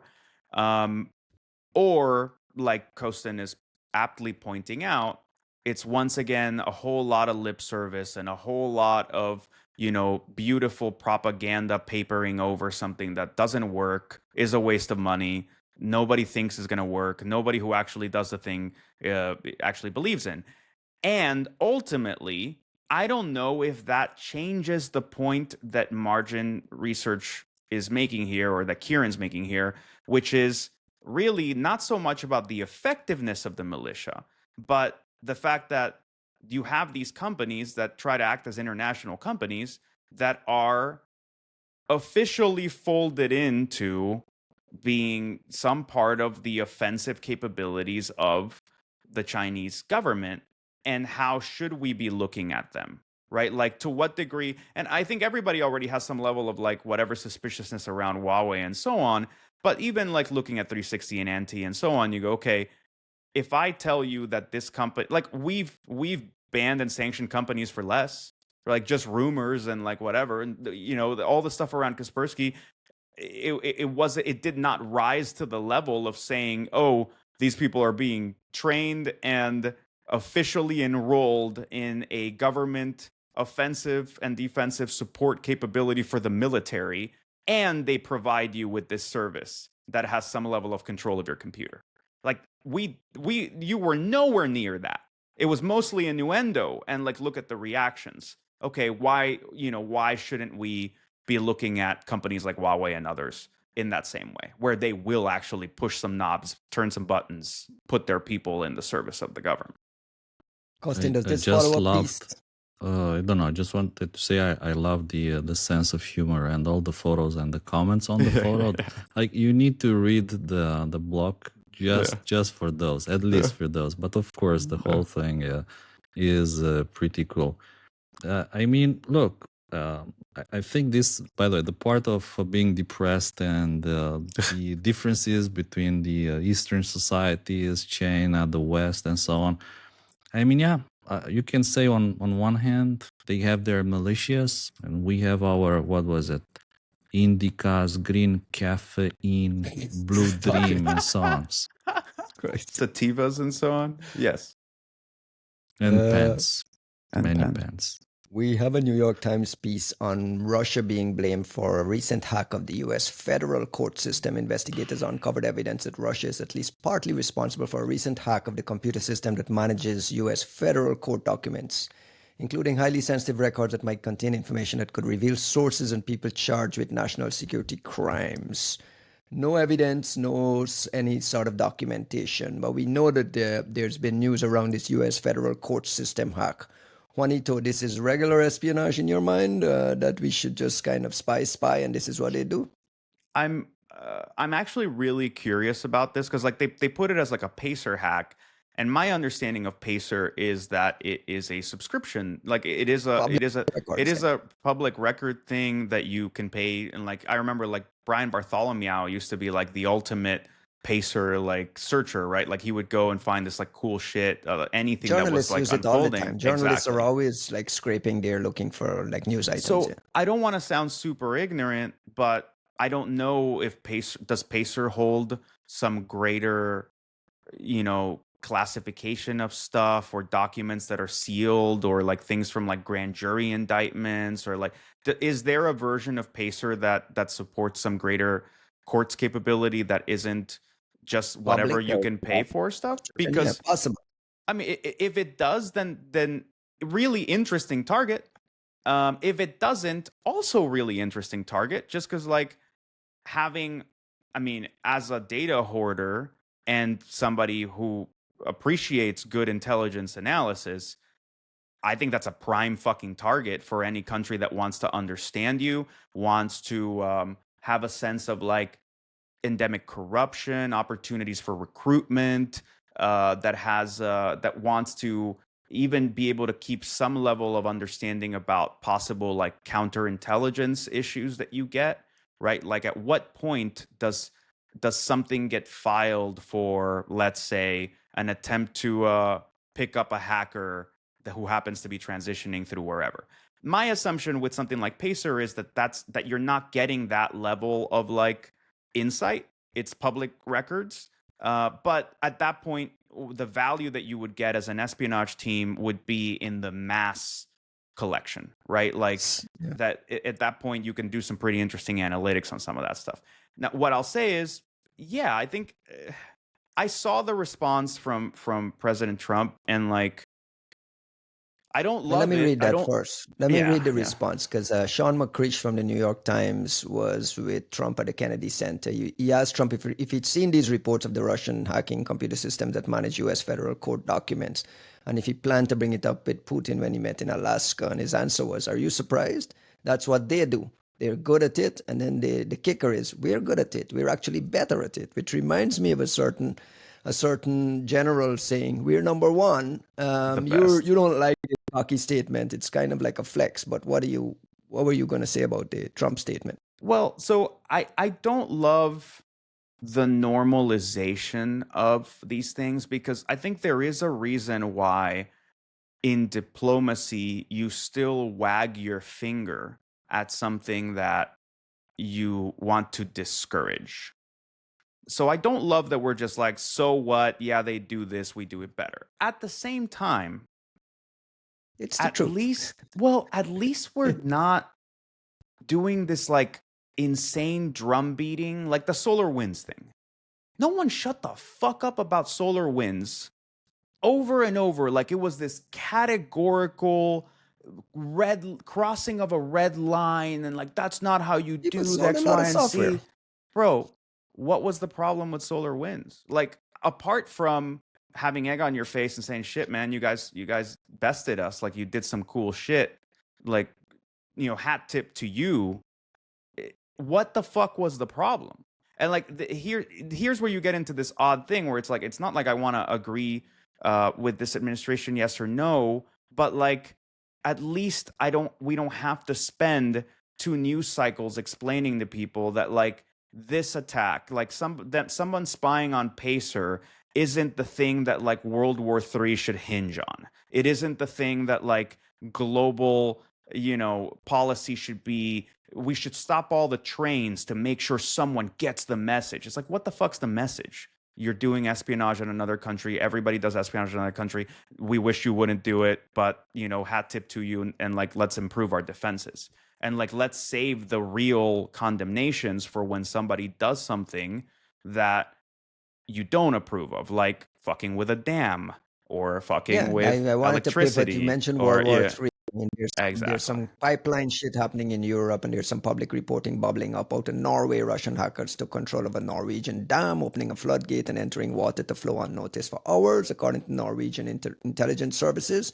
And then a couple of days later, we had a large Polish city. So Poland was dealing with its water supply cut off as a result of a cyber attack, according to information from their deputy prime minister. He did not specify who was behind the attack, but also made a point that Poland is a main target for Russia among NATO countries. So there's some real, in addition to the spy, which we all understand spy, and we accept that. Some of this stuff in Europe, Costin, as of someone who's close to the ground here, does this stuff make you nervous, or this is all war-related thing that you can understand as well? No, yeah, it's kind of the order of the day, if you want. What everyone around here is worried or, let's say, cares about is that today, in a couple of hours, Trump is meeting Putin in Alaska to discuss the peace in Ukraine. So obviously, that's a super big thing, very important event. So these other, let's say, parallel things, sabotages, obviously they've been happening for some time, like weapon depots in Czech Republics, attempt to assassinate Bulgarian arms dealers. Even in Romania, I think they arrested one South American guy who was trying to burn some kind of storage facility in Bucharest on the command of Russia. So The French have in a been way, murmuring about sabotage. I mean, correct, it's during all over also Western during the Europe. Olympic Games. Mhm. But again, for now, we haven't seen like any of this being successful and any of these things being like really big. There was also another article about the attempt to plant some kind of explosive devices in airplanes or like as a courier services. It's a situation like people don't necessarily get quite worried about this, but it's something that you accept as being the de facto um, order of things. So we'll have to see what happens tonight with Trump and Putin, and yeah, can hope for the best. Juanito, some closing thoughts on the pipeline stuff and some of the stuff happening in Europe? I mean, this kind of physical activity we also discussed as it relates to Iran, Israel as well. Some of like the steel mill and some of that stuff. This is normal war type things. Well, they're normal wartime things, but I'm saying, okay, it's okay for us to like not get super bent out of shape about an espionage operation like the whole Pacer thing in order to set the right baseline to get bent out of shape around an attack on a dam, an attack on like though. And I think that's where you need to save your pearl clutching for the right moments. Otherwise it just comes off as hand wringing. And that is the stuff we should be scared of, because there are no standards around that kind of stuff. And the Russians have shown that they're more than willing to use these capabilities in like dumb, inconsiderate, genuinely destructive moments, whether in or out of a real war. So I sympathize with the Poles and Polish people, the Norwegians, the Finns, the Swedes, all these folks that share a border and have been very concerned and have been on high alert doing counter intel work for like 10 years now, and keep routinely letting us know, hey, we caught them doing this. Hey, we saw a submarine picking up some asshole off the coast. Hey, like we found some quote unquote tourist who keeps taking pictures of all of our critical infrastructure sites for power generation. It's just like it's been trickling consistently.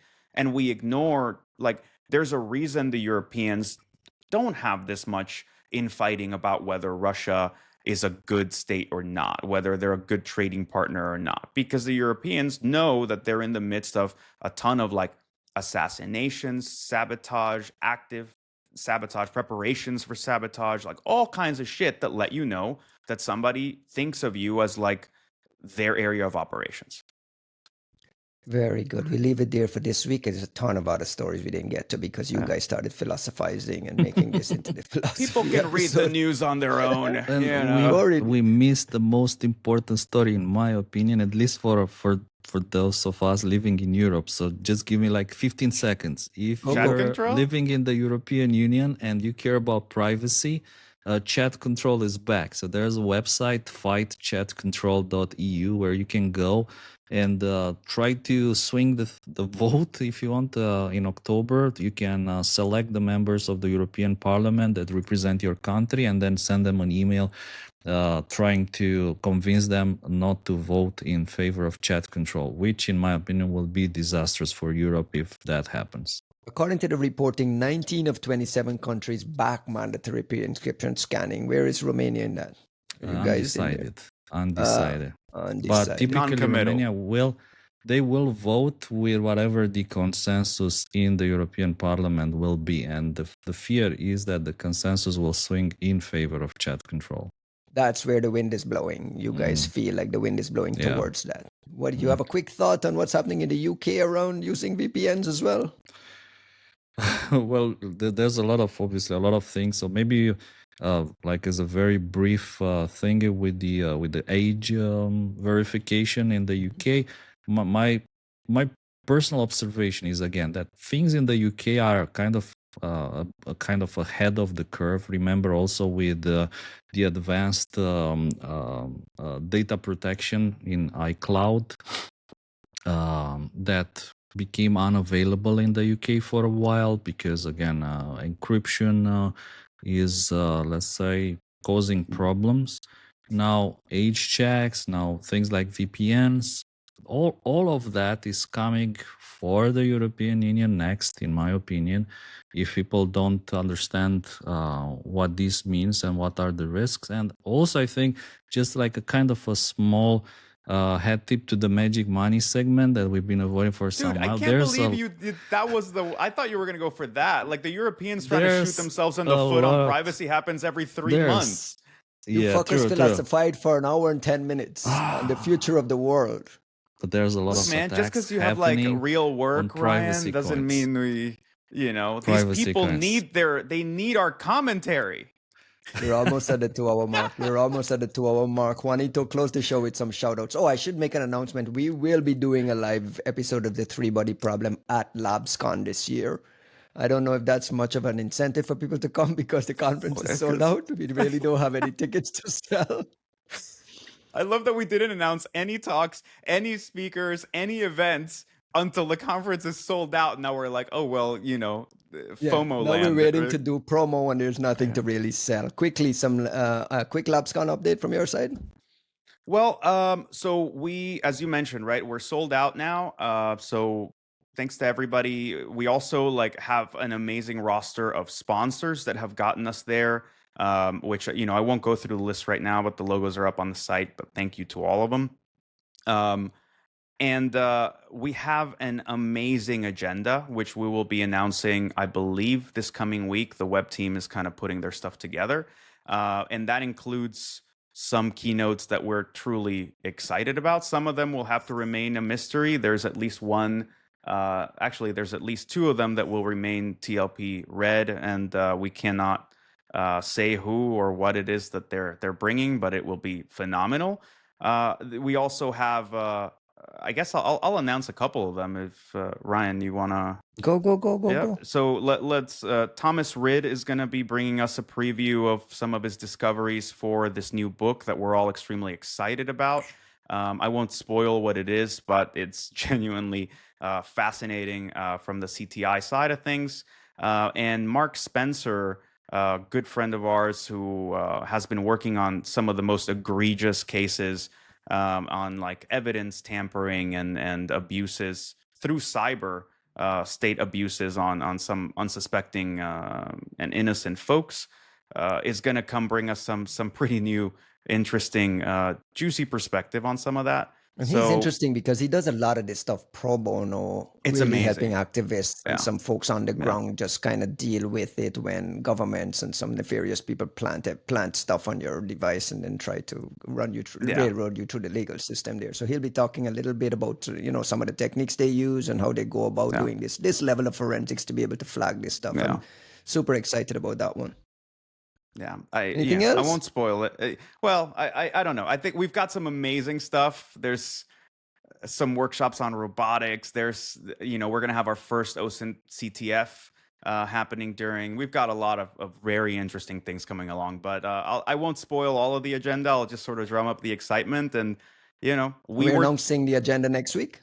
I believe so. So as the web team permitting, we will be announcing the agenda next week. But yes, I look forward to seeing the folks that listen to us as we kept bitching about this and drumming up excitement over the past few months. Now, it is what it is.